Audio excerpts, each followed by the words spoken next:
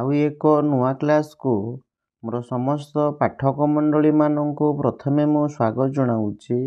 ଆଜି ଆମେ ପ୍ରାବନ୍ଧିକ ବିଶ୍ୱନାଥ କରଙ୍କ ଜୀବନୀ ସମ୍ପର୍କରେ ଆଲୋଚନା କରିବା। ବିଶ୍ୱନାଥ କର ଜଣେ ଓଡ଼ିଆ ସମାଜ ସଂସ୍କାରକ, ସମ୍ପାଦକ, ପ୍ରାବନ୍ଧିକ, ବାଗ୍ମୀ ଓ ସ୍ୱାଧୀନତା ସଂଗ୍ରାମୀ ଥିଲେ।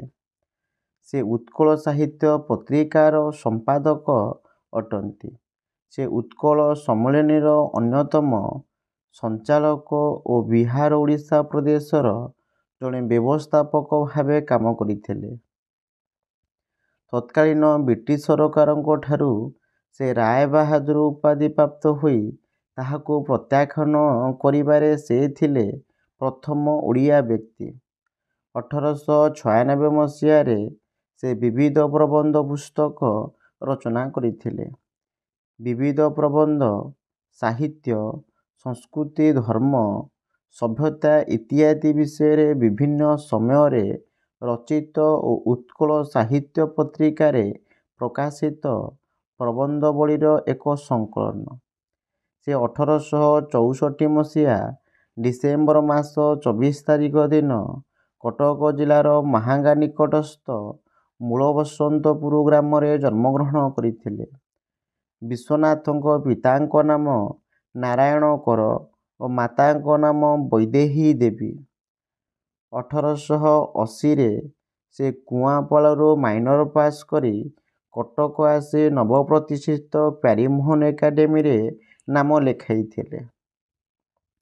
1884 ମସିହାରେ ସେ ଏଣ୍ଟ୍ରାନ୍ସ ପାସ୍ କଲେ। 1886ରେ ବିରଳ ଗ୍ରାମ ବିଦ୍ୟାଳୟର ପ୍ରଧାନ ଶିକ୍ଷକ ପଦବୀରେ ନିଯୁକ୍ତି ପାଇଥିଲେ। ପତ୍ରିକା ସମ୍ପାଦନ ସମ୍ପର୍କରେ ମଧ୍ୟ ଜାଣିବା। ସେ କେଉଁ ପତ୍ରିକାର ସମ୍ପାଦନ ବା ସମ୍ପାଦକ ଥିଲେ ତାହା ସମ୍ପର୍କରେ ଜାଣିବା। ମଧୁସୂଦନ ରାଓଙ୍କ ପ୍ରରୋଚନାରେ ଉତ୍କଳ ସାହିତ୍ୟ ପତ୍ରିକା ତାଙ୍କ ସମ୍ପାଦନରେ 1897ରେ ପ୍ରକାଶ ପାଇଥିଲା। ପତ୍ରିକାଟି ପ୍ରକାଶ ପାଇବାର ତୃତୀୟ ବର୍ଷ ନାନା ଆଡୁ ବହୁ ଅସୁବିଧା ହେଇଥିଲା। ଏଥିପାଇଁ ସେ ସ୍ୱତନ୍ତ୍ର ପ୍ରେସ୍ ସ୍ଥାପନା ପାଇଁ ଉଦ୍ୟମ କରିଥିଲେ। ଉତ୍କଳ ସାହିତ୍ୟ ପ୍ରେସ୍ ସ୍ଥାପନା। ସେ ସମୟାନୁକ୍ରମେ କିପରି ଉତ୍କଳ ସାହିତ୍ୟ ପ୍ରେସ୍ ସ୍ଥାପନା କଲେ ସେ ସମ୍ପର୍କରେ ଜାଣିବା। ସେ ଉଦ୍ଧାର କରି 1900 ମସିହା ଜାନୁଆରୀ 10 ତାରିଖରେ ଉତ୍କଳ ସାହିତ୍ୟ ପ୍ରେସ୍ ନାମକ ଏକ ପ୍ରେସ୍ କଟକଠାରେ ସ୍ଥାପନ କରିଥିଲେ। ତା ପୂର୍ବରୁ ସେ 1899 ମସିହା ନଭେମ୍ବର 1ରୁ ପ୍ରଧାନ ଶିକ୍ଷକ ପଦତ୍ୟାଗ କରିଦେଇଥିଲେ। ସେ ଆଇନ ଅମାନ୍ୟ ଆନ୍ଦୋଳନ ସମୟରେ ସତ୍ୟ ସମାଚାର ପତ୍ରିକା ଚଳାଇଥିଲେ। ସେହି ସମୟରେ ସେ ପୁରୁଷ ସିଂହ ଗାନ୍ଧୀ ବୋଲି ଏକ ପ୍ରବନ୍ଧ ଲେଖିଥିଲେ। ଫଳରେ ବ୍ରିଟିଶ ସରକାର ତାଙ୍କ ଉପରେ କଡ଼ା ନଜର ରଖିଥିଲେ। ପତ୍ରପତ୍ରିକା ସମ୍ପାଦନରେ କରଙ୍କ ପ୍ରଚେଷ୍ଟାରେ ନଅଙ୍କ ଦୁର୍ଭିକ୍ଷ ଓ ପରେ ଓଡ଼ିଆ ଭାଷା ଆନ୍ଦୋଳନ ସମୟରେ ତାଙ୍କ ଦ୍ୱାରା ସମ୍ପାଦିତ ଉତ୍କଳ ସାହିତ୍ୟ, 1897 ଓଡ଼ିଆ ନବଜାଗରଣର ବାବଦରେ ବିଭିନ୍ନ ଖବର ପ୍ରକାଶିତ ହେଉଥିଲା। ଏଥିରେ ସେ ଫକୀରମୋହନ ସେନାପତି, ମଧୁସୂଦନ ରାଓ, କୃଷ୍ଣପ୍ରସାଦ ଚୌଧୁରୀ, ଶ୍ୟାମସୁନ୍ଦର ରାଜଗୁରୁ, ମୃତ୍ୟୁଞ୍ଜୟ ରଥ, ଗୋପାଳଚନ୍ଦ୍ର ପ୍ରହରାଜ, ଗୋପୀନାଥ ନନ୍ଦ, ମୋହିନୀ ମୋହନ ସେନାପତିଙ୍କ ଭଳି ପ୍ରମୁଖ ସାହିତ୍ୟିକଙ୍କ ବିଶିଷ୍ଟ କୃତିଗୁଡ଼ିକ ଏହି ପତ୍ରିକାରେ ପ୍ରକାଶ ପାଉଥିଲା। ଉତ୍କଳ ସାହିତ୍ୟ ସମାଜର ପ୍ରତିଷ୍ଠା ଓ ସମ୍ପାଦନା ସମ୍ପର୍କରେ ମଧ୍ୟ ଜାଣି ରଖିବା। ଓଡ଼ିଆ ଭାଷା ସାହିତ୍ୟର ସୁରକ୍ଷା ଓ ବିକାଶ ଲାଗି ପ୍ରତିଷ୍ଠା ହୋଇଥିଲା ସର୍ବପ୍ରାଚୀନ ସାରସ୍ୱତ ଅନୁଷ୍ଠାନ ଉତ୍କଳ ସାହିତ୍ୟ ସମାଜର ସେ ଥିଲେ ପ୍ରଥମ ପ୍ରତିଷ୍ଠାତା ଓ ସମ୍ପାଦକ। ତାଙ୍କର ସାମାଜିକ ଜୀବନ କିଭଳି ଥିଲା ସେ ସମ୍ପର୍କରେ ଜାଣିବା।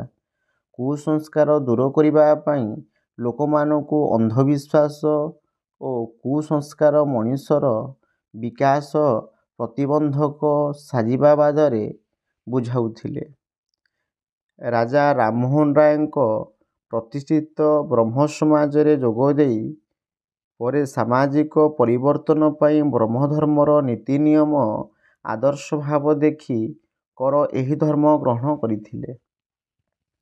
ସେତେବେଳେ ହେଉଥିବା କର୍ମକାଣ୍ଡ ଓ ପୂଜା ପଦ୍ଧତିକୁ ସେ ବିରୋଧ କରି ଓଡ଼ିଶାରେ ବ୍ରହ୍ମଧର୍ମର ପ୍ରଚାର ପ୍ରସାର ଭୂମିକା ସମ୍ପାଦନ କରିଥିଲେ। ଜଣେ ସମାଜସେବୀ ଭାବରେ କର ନିଜ ଗ୍ରାମ ମୂଳବସନ୍ତପୁରଠାରେ ପ୍ରଥମେ ବାଳକ ବାଳିକାମାନଙ୍କ ପାଇଁ ଅଲଗା ଅଲଗା ଉଚ୍ଚ ପ୍ରାଥମିକ ବିଦ୍ୟାଳୟ ପ୍ରତିଷ୍ଠା କରାଇଥିଲେ। ଜଣେ ସାମାଜିକ ସଂସ୍କାରକ ଭାବେ ସେ ଉଭୟ ସବର୍ଣ୍ଣ ଓ ଅସବର୍ଣ୍ଣ ପିଲାଙ୍କୁ ଏକତ୍ର ଶିକ୍ଷା ଦେବାର ବ୍ୟବସ୍ଥା ମଧ୍ୟ କରାଇଥିଲେ। ନିରକ୍ଷରତା ଦୂରୀକରଣ ନିମନ୍ତେ ପୁରୁଷ ସ୍ତ୍ରୀ ଶ୍ରମିକ ମୂଲିଆ ଜାତି ଧର୍ମ ବର୍ଣ୍ଣ ନିର୍ବିଶେଷରେ ଶିକ୍ଷା ଲାଭ ପାଇଁ ସେ ଏକ ନୈଶ ବିଦ୍ୟାଳୟ ପ୍ରତିଷ୍ଠା କରିଥିଲେ। ଛାତ୍ରଛାତ୍ରୀମାନଙ୍କୁ ଉତ୍ସାହ ଓ ପ୍ରେରଣା ଦେବା ନିମନ୍ତେ ଆଲୋକ ଜ୍ୟୋତ୍ସ୍ନା କୌମୁଦୀ ନାମକ ହାତଲେଖା ମାସିକ ପତ୍ରିକା ପ୍ରକାଶ କରୁଥିଲେ। ସ୍ୱାଧୀନତା ସଂଗ୍ରାମରେ ଯୋଗଦାନ ସେ କିଭଳି ସ୍ୱାଧୀନତା ସଂଗ୍ରାମରେ ଯୋଗ ଦେଇଥିଲେ? ଜଣେ ସ୍ୱାଧୀନତା ସଂଗ୍ରାମୀ ଭାବେ ସେ ଭାରତୀୟ ଜାତୀୟ କଂଗ୍ରେସରେ ଯୋଗଦାନ କରିଥିଲେ। ବିହାର ଓ ଓଡ଼ିଶା ବ୍ୟବସ୍ଥାପକ ସଭାକୁ ସେ ପ୍ରତିନିଧି ଭାବରେ ଯାଇଥିଲେ। ଓଡ଼ିଶା ବିହାର କାଉନସିଲର ସଭ୍ୟ ଥିବା ସମୟରେ ବ୍ୟବସ୍ଥାପକ ସଭାରେ ସେ ନିଜ ମାତୃଭାଷା ଓଡ଼ିଆରେ ଭାଷଣ ଦେଇଥିଲେ। ଅନ୍ୟ ସଭ୍ୟମାନେ ତାଙ୍କୁ ଇଂରାଜୀରେ କହିବା ଲାଗି ବାଧ୍ୟ କଲା ପରେ ମଧ୍ୟ ସେ ମାତୃଭାଷା ଓଡ଼ିଆରେ ହିଁ ନିଜର ବକ୍ତବ୍ୟ ରଖିଥିଲେ।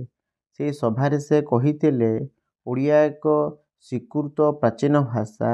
ମୁଁ ଓଡ଼ିଆ, ମୋ ଭାଷା ଓଡ଼ିଆ।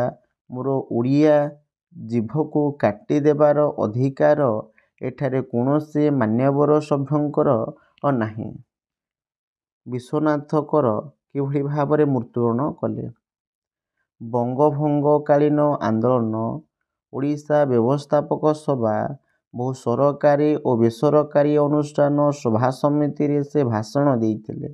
ରବୀନ୍ଦ୍ରନାଥ ଠାକୁର ଏବଂ ରାମାନନ୍ଦ ଚଟ୍ଟୋପାଧ୍ୟାୟ ବିଶ୍ୱନାଥଙ୍କ ବଙ୍ଗଭଙ୍ଗକାଳୀନ ଭାଷଣରେ ମୁଗ୍ଧ ହୋଇ ତାଙ୍କୁ ଉତ୍କଳର ସୁରେନ୍ଦ୍ରନାଥ ବୋଲି ସମ୍ବୋଧିତ କରିଥିଲେ। ବ୍ରିଟିଶ ସରକାର ପ୍ରଦତ୍ତ ରାୟସାହେବ ଉପାଧିକୁ ସେ ପ୍ରତ୍ୟାଖ୍ୟାନ କରି ଦେଇଥିଲେ। 1934 ମସିହା ଅକ୍ଟୋବର ମାସ 19 ତାରିଖ ବିଜୟା ଦଶମୀ ତିଥିରେ ତାଙ୍କର ଦେହାନ୍ତ ହୋଇଥିଲା।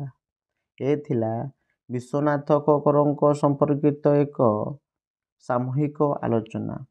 ଯଦି ଏହି ଆଲୋଚନାଟି ପାଠକମାନଙ୍କୁ କିଛି ମାତ୍ରାରେ ସହଯୋଗ କରିଥାଏ, ତାହେଲେ ମୋ ଚ୍ୟାନେଲକୁ ସବସ୍କ୍ରାଇବ୍ କରିବେ, ଲାଇକ୍ କରିବେ, ସେୟାର କରିବେ ଏବଂ ନିଜସ୍ୱ ଅଭିମତ ପ୍ରଦାନ କରିବେ।